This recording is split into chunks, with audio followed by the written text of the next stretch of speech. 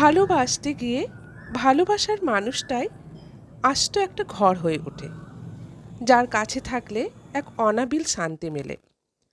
ভালোবাসার এই মূল সত্যটি অনেকেই বোঝে না বলেই ঘর ভেঙে বেরিয়ে আসে। আজকাল চারিদিকে ঘর ভাঙার গল্প। এই ঘর ভাঙার গল্পে প্ররোচনা দেয় অনেক মা বাবা।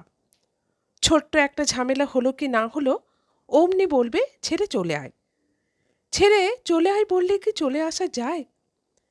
এমন কত মা আছে যারা মেয়েকে তার স্বামীর থেকে আলাদা করে, নিজে কিন্তু স্বামীর সাথেই আছে। অদ্ভুত সব চরিত্র। মেয়েরা যতটা না নিজে চায়, তার থেকে বেশি চায় তার মা বাবা। আমাদের মধ্যবিত্ত ফ্যামিলিতে বিয়ে মানে দুজন মানুষের সাথে দুজনের বিয়ে নয়। বিয়ে মানে দুটো পরিবারের বন্ধন, একটা নিবিড় আত্মীয়তা। ভেঙে দেওয়া, ছেড়ে চলে যাওয়াটা কোনো সমাধান নয়। একটা ঘর ভাঙা মানে দুটো জীবনকে ভেঙে দেওয়া।